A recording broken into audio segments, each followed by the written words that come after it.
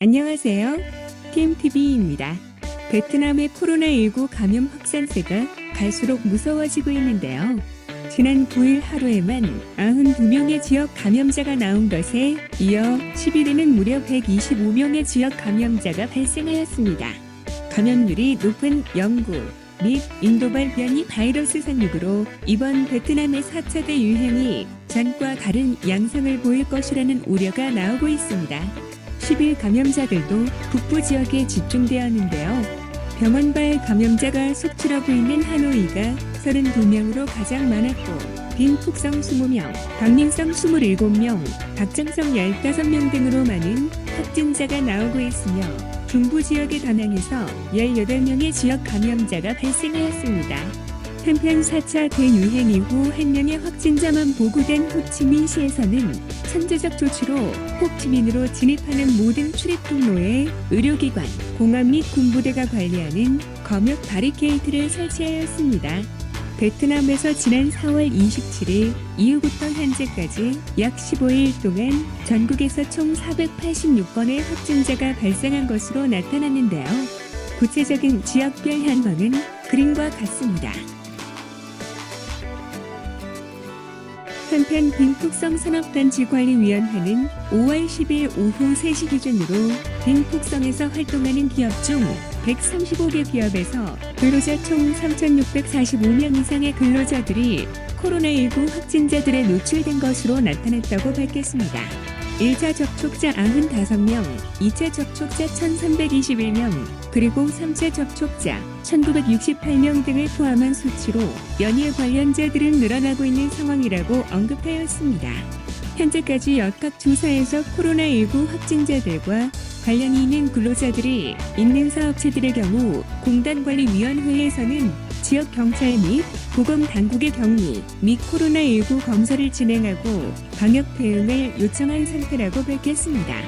산업단지 내에서 코로나19를 통제하고 생산을 안정적으로 유지하기 위하여 기업이 방역에 적극적으로 대응해야 하며 출입자들에 대한 의료 신고를 100% 확보하고 있어야 한다고 강조하였습니다.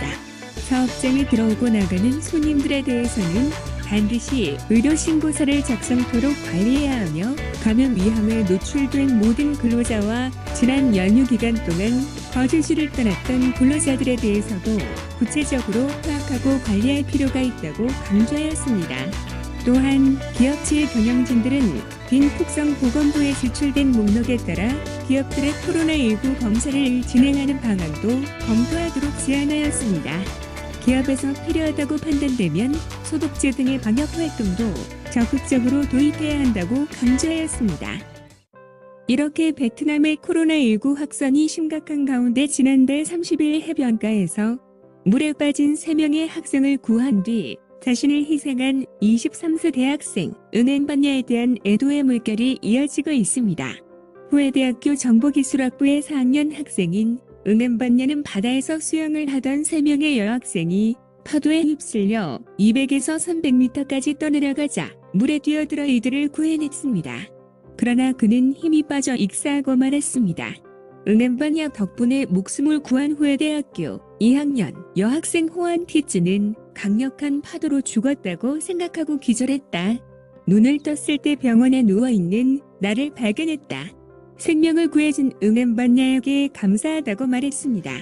현장을 목격한 랩꽃한 학생은 여학생들이 물속에서 허우적거리자 은엔반야는 곧바로 바다로 뛰어들어 학생들을 해안으로 구조했다.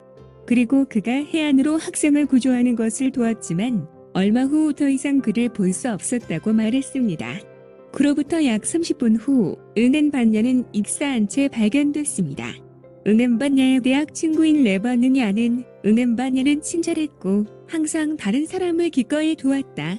특히 광지성 소수민족을 돕기 위한 자선 여행도 계획했다고 떠올렸습니다. 후임 반지영 교수도 그의 친절한 성품과 타인을 생각하는 마음은 결코 잊혀지지 않을 것이라고 말하며 애도했습니다. 가난한 농가에서 태어난 은엔반야는 생계유지와 학비를 충당하기 위해 다양한 아르바이트를 해왔으며 저녁에는 인스턴트 라면을 먹으며 학업을 이어왔던 것으로 알려져 안타까움을 더하고 있습니다. 응엔 서원푹 국가주석은 응엔 반야의 가족의 애도를 표하고 지역 당국의 사람을 구하거나 재난을 막은 사람에게 수여되는 브레이버리 오더상을 수여하도록 지시했습니다. 아울러 지역 인민위원회와 후에 대학으로 하여금 고인의 가족들을 지원하도록 했습니다. 투어키엔 후에성 인민위원회도 그의 선행과 희생을 기리는 상을 수여하기로 결정했습니다. 반면에 빈정성 아파트에서 한국 여성이 추락사한 안타까운 소식도 전해졌는데요.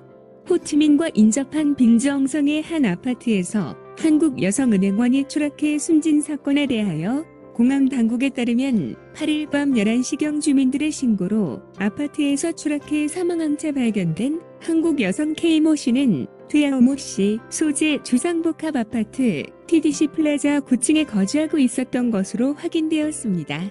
1990년생인 K씨는 빈정성 소재 한 한국의 은행 지점에서 근무하고 있었으며 주민들에 따르면 추락은 밤 10시경 있었던 것으로 추정됩니다. 공안은 이 여성이 혼자 아파트에 살고 있었으며 구체적인 사고 경위를 더 조사할 것이라고 밝혔습니다. 반면에 태국에서는 최근 일어나는 코로나19 대확산에도 불구하고 베트남을 포함한 일부 동남아 국가들과 트래블 버블 협의를 제안하였는데요. 현재 코로나19 상황이 통제된다는 전제하에 태국 정부는 싱가포르, 홍콩, 베트남, 라오스 및 말레이시아 등의 동남아 국가들과 트래블 버블에 대해 계속 논의할 예정이라고 밝혔습니다. 태국 관광 스포츠 장관은 푸켓의 코로나19 감염 건수가 7월 1일 외국인들의 입국이 재개되기 전에 제로가 되어야 한다고 언급하였습니다. 그는 4분기까지 집단 면역을 달성하기 위하여 방콕에서의 코로나19 백신 접종을 가속해야 한다고 강조하였습니다. 국제 관광에 대한 신뢰를 회복하기 위해 이달 말까지 코로나 확진자가 하루에 약 200건 이하로 통제되어야 한다고 강조한 것으로 알려졌습니다. 그는 계획대로 코로나19 감염이 통제되면 태국 정부는 싱가포르, 홍콩, 베트남 등과 트래블 버블 도입을 위한 논의를 진행할 예정이라고 밝혔습니다. 하지만 그는 현재 코로나19 감염률이 여전히 높은 태국과 트래블 버블 논의에 참여하기를 원하는 국가는 없다고 강조하였습니다. 즉, 상호주의 원칙에 따른 합의를 위해서는 해당 국가들이 모두 감염이 확실히 통제되어야 한다는 것입니다. 그는 푸켓 샌드박스는 격리 없이 코로나19 백신 접종을 완료한 외국인 관광객들을 위한 국제 관광 재개를 위한 프로그램이라고 언급하였습니다. 이 프로그램의 전제 조건은 2021년 7월 1일 이전까지 푸켓에서 단 한 건의 감염자도 발생하지 않는다는 조건이라고 언급했습니다. 그는 푸켓 주민의 약 70% 이상이 백신 접종을 했지만 여전히 코로나19 확진자가 발생한다면 관광 스포츠부는 다음 대응 조치를 위해 보건부와 논의할 예정이라고 밝혔습니다.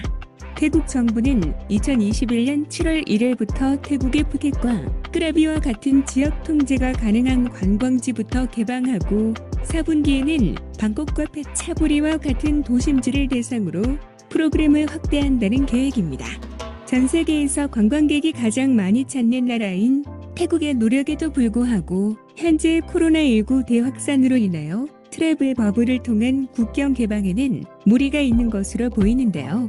특히 캄보디아에서 시작된 대규모 확산이 주변국으로 퍼지면서 현재 베트남도 BPS 사업장의 영업 금지와 비대면 교육 등의 사실상 셧다운 상태이기 때문에 트래블 버블이 본격적으로 논의되기 위해서는 먼저 현재의 대확산이 통제되어야만 가능할 것 같습니다. 이상 베트남 소식을 전해드린 팀TV였습니다. 감사합니다.